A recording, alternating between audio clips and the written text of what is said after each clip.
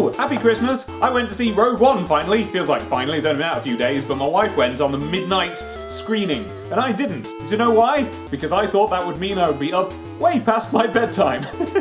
And I thought, nope, it'll happen to you soon. One of these days, very quickly, you're going to start prioritizing being all snuggled up in bed way more than Star Wars. Alright, so this is going to start as a spoiler-free review, and then I'll make it very clear when I'm going to start talking spoilers. Although, this isn't a film that lives or dies by whether or not you know the spoilers. Not in the way, it doesn't have anything like Force Awakens did. Not to that scale anyway. Because this film, I would say, is as much a statement as it is anything else. And you can say that about The Force Awakens. The statement that Force Awakens was making was, we can do Star Wars and it'll feel more like Star Wars than the prequels did, basically. That was what that film was saying. But then with that, they also made a film that was fun, and yeah, a lot of people think that it kind of draws too much from the Star Wars well, but it was fun to watch. There was really engaging characters in it. This film is completely different. My snowman's fallen over. There we are. Got my... This one's completely different in tone, and in fact you can't really, it doesn't feel fair to compare it to The Force Awakens, because I think that this film, I think the whole kind of point of this film, the statement that it is making, is that they can make more than one kind of Star Wars film. I mean, imagine it, if you've got control of the Star Wars property, right? What do you do? Either you can go, well, Star Wars is for like young people, so we'll make a family film that's like Force Awakens, that's fun, and the kids are gonna love it, that's that, and it pays a lot of homage to Star Wars. Or you can say, well, the kids who loved Star Wars have now grown up, so we'll make a more grown-up film. And that's what this is. It's like a completely separate thing. It's almost like Star Wars has now branched off into two separate things. Rogue One is a more serious film, and it's about war. Previous Star Warses haven't really been about war. They use the aesthetic of like pulp war, like comic book war, or like heroic war film war, but they never really touch on what it's like to actually live in a war. And this one does. This is a film that's set on the ground among the people who get blown up, like just randomly by a mine they didn't see. And I think it's possible that in the way that Star Wars with the dogfight scenes was paying homage to, and, you know, pretty closely copying the heroic war films that people of George Lucas's generation would remember, this film also depicts war, but it does it the way that more serious films do. Now, I don't watch a lot of those films, and I'm certainly not claiming that this is an extremely serious film, but it is maybe just within the scope of how serious you can be when you're talking about Star Wars. This is a lot more serious, a lot more down to earth, and it's just sort of normal people. And that's a pro and a con. No one in this film is as engaging as the characters from Force Awakens, and that seems to be a deliberate stylistic choice. It doesn't seem to be a failure on the part of any performers. These guys aren't the heroes of the war. They're just people who lived during it. Now, of course, they are the heroes of the war because the whole thing, the whole Star Wars A New Hope couldn't have happened without the effort they put in now. But this film, it kind of presents the sort of hero that's unsung. It's the sort of heroic action that never gets glory, at least not on a personal basis. The history has forgotten the people from this film, even though they did something completely, absolutely vital. And isn't that's a quite serious topic. But because of all that, I've heard people say that it's kind of boring comparatively. Is it boring? It's a tricky question. I wasn't bored. But if you put it next to Force Awakens, which you almost shouldn't, it's not the same genre of film at all. But if you do compare it to Force Awakens, then you have to say something like, it has none of the joy of Force Awakens. You know, which is fine. Films don't have to be like that. But it doesn't. And in fact, the moments where they tried to kind of bridge that gap and make it feel like a happy, silly, fun film, which basically I'm talking about the one character, the robot, actually felt kind of out of place for me. There's plenty to love about that robot, and I'm not really criticising the character. It's just that those are the moments when I felt like the film was trying to go, it's okay guys, you're allowed to laugh. Whereas the rest of it was really quite dour and serious because it's more grown up. This is not for your 10-year-old, it's for you. And keep knocking my snowmen over.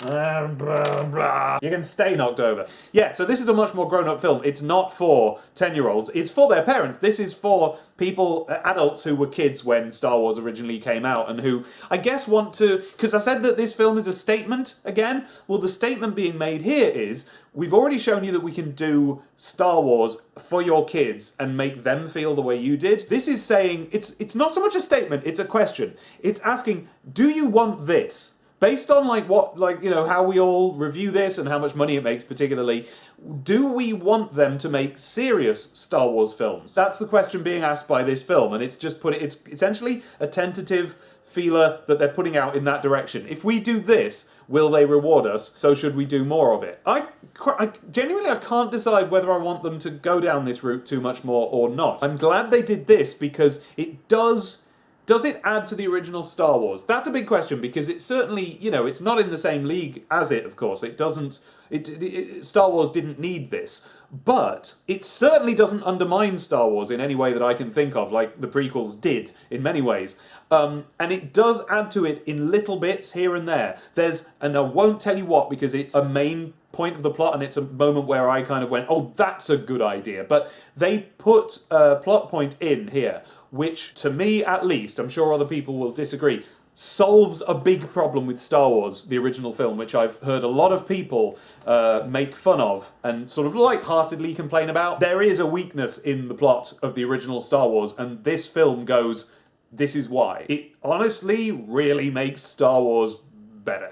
Some people will disagree because this isn't a gap that really needed plugging because there is already a reason for this, I think, weakness in the original Star Wars. And even though it isn't really played up, it's a thematic thing and we've all come to accept it. But it's still something people make fun of, and I do think it's been added to by what the plot of this film turns out to be. So that's good, and there's a couple of places where they try and add to the original Star Wars, not in a really retconny way, but just like parts where the story wasn't completely airtight, they'll go, oh, and by the way, it's like this. Oh, I will give you one. This isn't a spoiler because I won't tell you how they do it, but I think in 2016, as we move away from physical media, we're starting to wonder why would the Death Star plans be something that a person has and physically and has to put in a droid and then it has to go physically somewhere. Can't you just, data is data, like why don't you just email it? You know what I mean? Why is there one copy of it instead of tons? This film sorts that out. It does, and it doesn't sort it out at great length and it doesn't go into great explanations. It sorts it out visually in one scene and then again in another scene, and you get it. And you could have thought about it for 10 seconds and come up with the same idea yourself, but the fact that they've put it down and gone like, here, there you go. That's why. And not even like, I'm making it sound like they go, we have to make this physical data that we have to give to a princess. No, it's not even like mentioned. It's just that you come out of the film and the question is sorted out. I wouldn't say that you need to see it, and I think that's part of why I feel that it's more of a statement than anything else. It is this question, what if we did this? What if we plugged the gaps in the story? What if we made grown-up Star Wars films about war? Because you kind of forget watching Star Wars that it's about wars, and that's a good thing. Like, there's nothing wrong with that, and I'm not saying that Star Wars should be gritty and unpleasant or anything, but bits of this are, and if that's where you are with Star Wars, basically what it feels like is an extended universe novel put on screen. Because people who grew up with Star Wars, and when you grow up with Star Wars you think of it as like, lightsabers bzz, bzz, and pew pew and spaceships. If you're one of the people who now as adults still like Star Wars but you like to think of it as a serious war, well, this film is your film. And that's what some of the EU books felt like to me. And I found them, I don't read them really because of that. I find that to be a little bit... If this film was a book, I would think it was alright. I would probably be bored by it.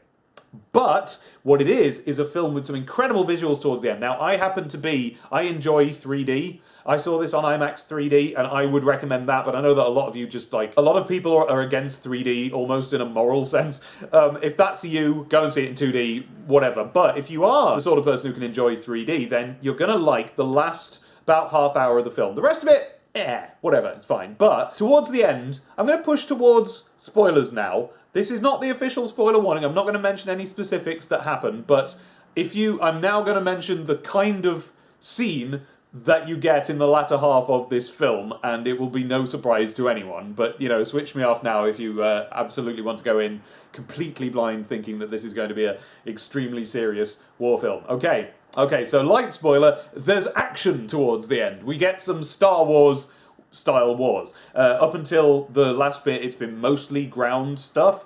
Now we get the spaceships. And that bit, I love that bit. It was really well filmed. It was really well, like, it was really immersive.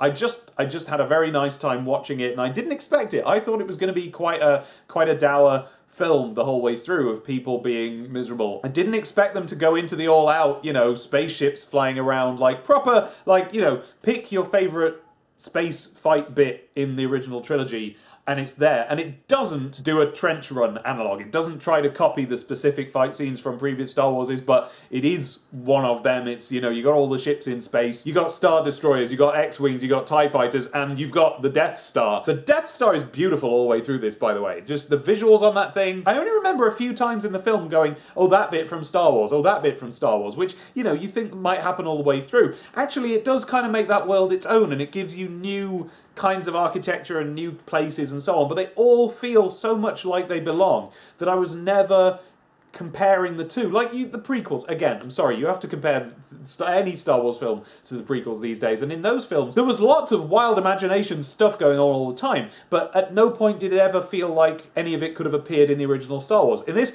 everything in this could have appeared in the original Star Wars, to the point where the novelty factor actually wears off very quickly, and you just are watching a film with, you know what I mean? The world is right for the film that it is, and it all feels absolutely fine. Okay, let's move on to the spoilers. So turn off the video. Time to turn it off.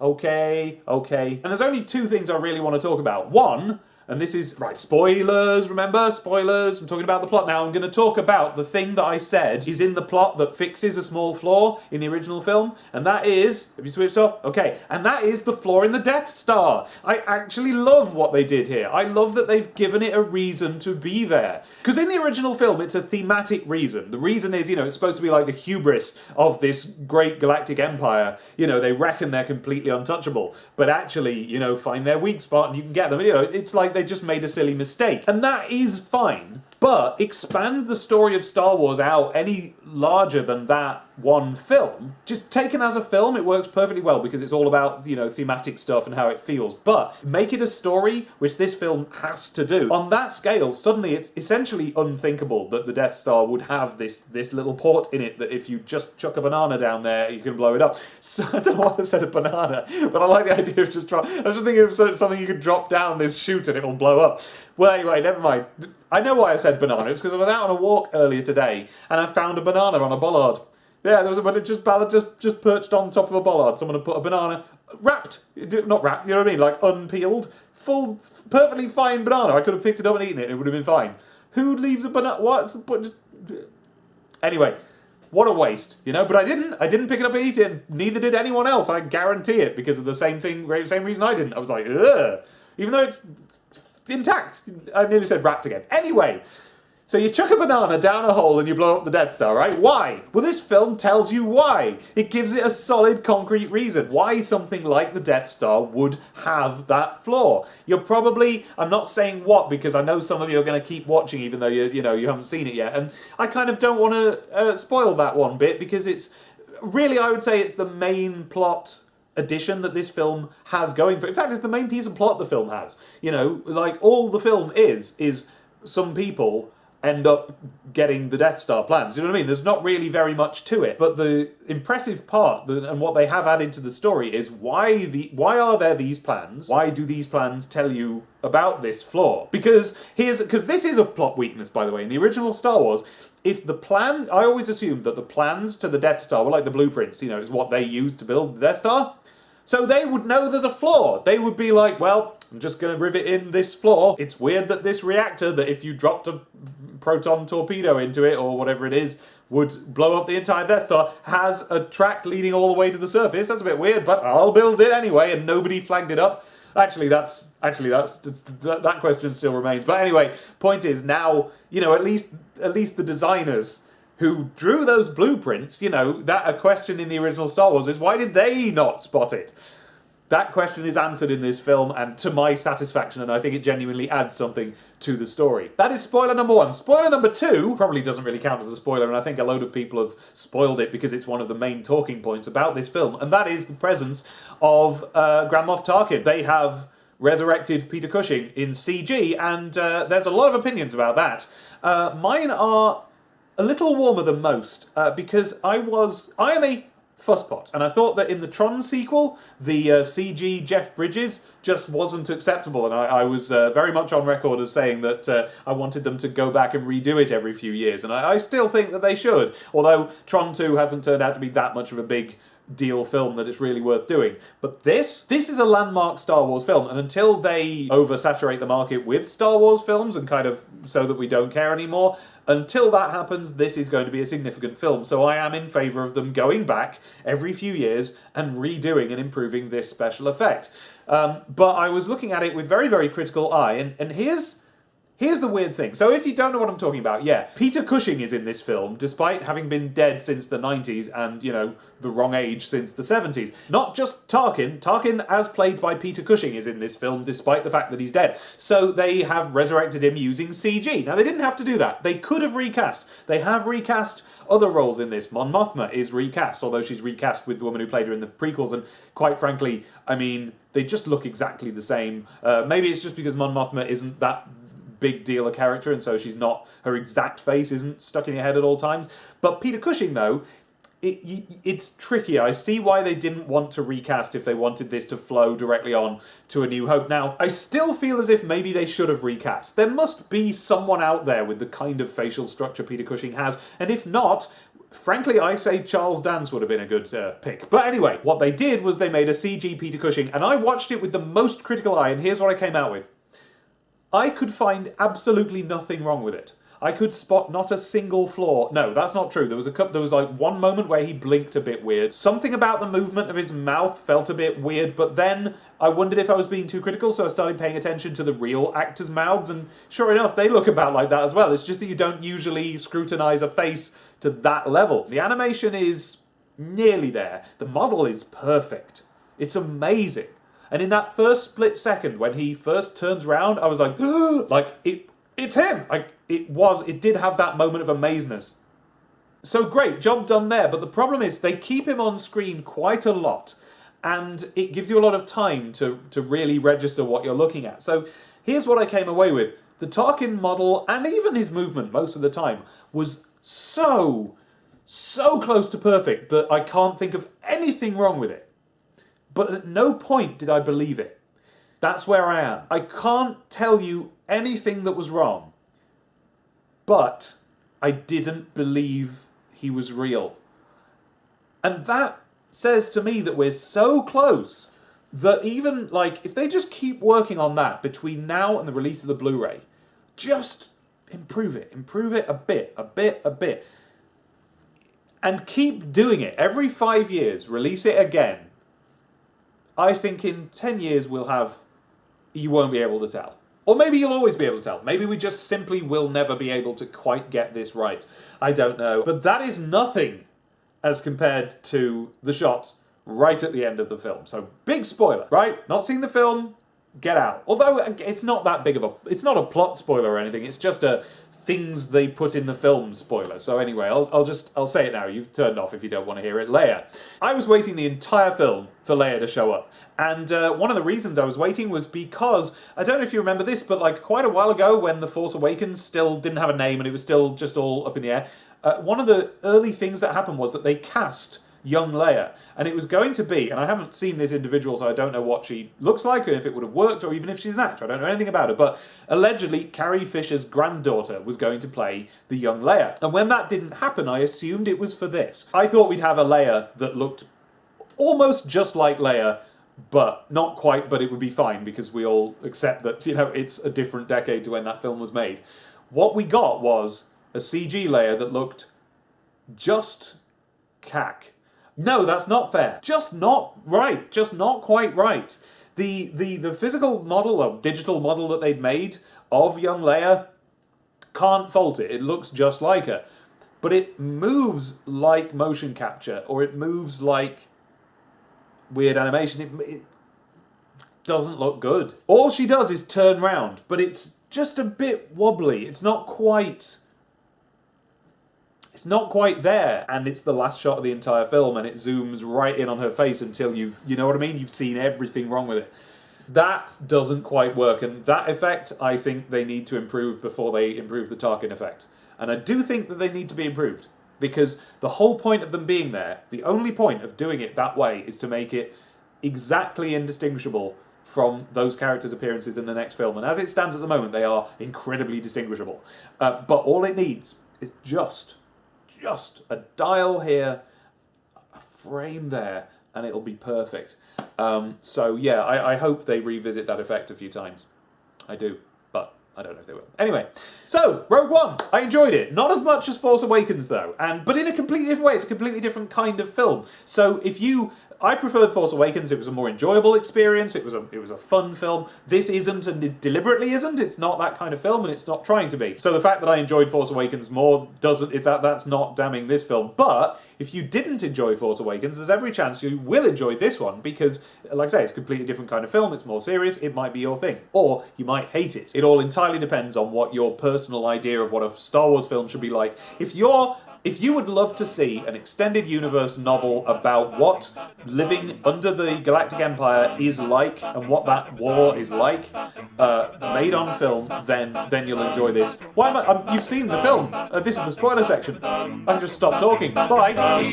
www.youtube.com/